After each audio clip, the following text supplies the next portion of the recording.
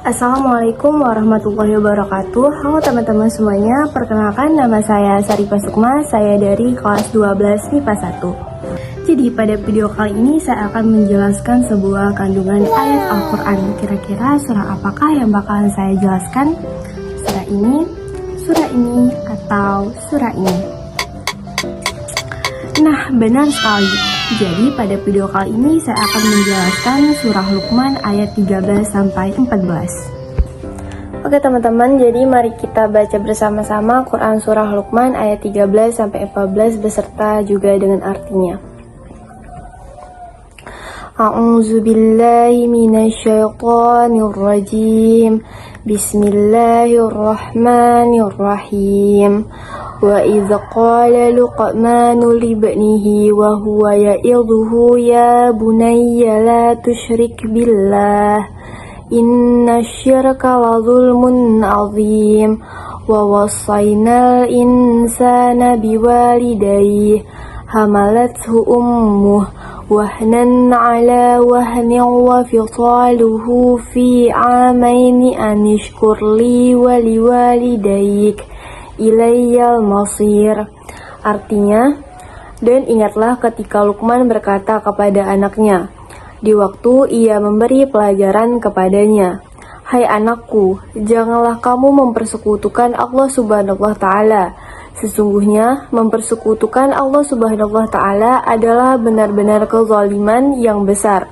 Dan kami perintahkan kepada manusia berbuat baik kepada kedua orang tuanya. Ibunya telah mengandungnya dalam keadaan lemah yang bertambah-tambah dan menyapinya dalam 2 tahun. Bersyukurlah kepadaku dan kepada kedua orang tuamu. Hanya kepadakulah kembalimu." Yang pertama, marilah kita mengenal surah Luqman. Surah Luqman adalah surah yang turun sebelum Nabi Muhammad SAW hijrah ke Madinah. Jadi semua ayat-ayatnya itu Makkiyah. Kenapa surah ini dinamakan dengan surah Luqman? Karena pada surah ini berisi wasiat dan nasihat Luqman kepada anaknya. Nah, Luqman yang dimaksud dalam surah ini adalah tokoh yang masih diperselisihkan identitasnya. Orang Arab mengenal 2 tokoh Luqman. Yang pertama ada Luqman ibn Ad. Tokoh ini mereka agungkan karena wibawa kepemimpinan, ilmu, kefasihan, dan kepandaiannya. Yang kedua ada tokoh Luqman al-Hakim. Tokoh Luqman al-Hakim terkenal dengan kata-kata bijak dan perumpamaan-perumpamaannya. Nah, selanjutnya kita bakal mempelajari kandungan ayat surah Luqman ayat 13-14. Kandungan yang pertama ialah orang tua wajib menasihati anaknya. Ini terdapat pada ayat yang pertama, yaitu ayat 13. Nah, ini artinya kita sebagai orang tua wajib menasihati anak kita. Dan surah ini juga menunjukkan betapa pentingnya memberikan pendidikan agama sejak dini melalui nasihat orang tua. Yang kedua ialah jangan mempersekutukan Allah Subhanahu wa Ta'ala.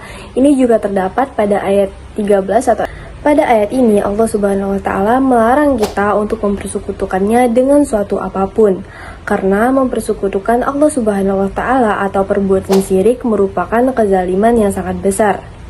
Kandungan ayat yang ketiga ialah kita harus berbuat baik kepada kedua orang tua, terutama ibu. Allah Subhanahu wa Ta'ala memerintahkan kita untuk berbuat baik kepada kedua orang tua sebagai bentuk penghargaan atas jasa-jasa mereka. Ayat ini juga menjelaskan kepada kita betapa menderitanya ibu ketika mengandung. Ibu mengandung dalam keadaan lemah yang bertambah-tambah dan menyapi dalam 2 tahun. Keempat ialah bersyukur kepada Allah Subhanahu wa Ta'ala dan kepada kedua orang tua. Kita sebagai manusia diperintahkan untuk bersyukur kepada Allah Subhanahu wa Ta'ala atas nikmat-nikmat yang telah diberikan Allah Subhanahu wa Ta'ala kepada kita, dan bersyukur kepada kedua orang tua atas pengorbanan yang telah mereka lakukan. Yang terakhir ialah ingat akan kematian. Ini terdapat pada ayat yang kedua, yaitu ayat 14. Ayat ini menegaskan bahwa semua manusia akan kembali kepada Allah Subhanahu wa Ta'ala untuk mempertanggungjawabkan amal perbuatannya. Dan saya akhiri, wassalamualaikum warahmatullahi wabarakatuh. Thank you for watching guys, bye bye, see you.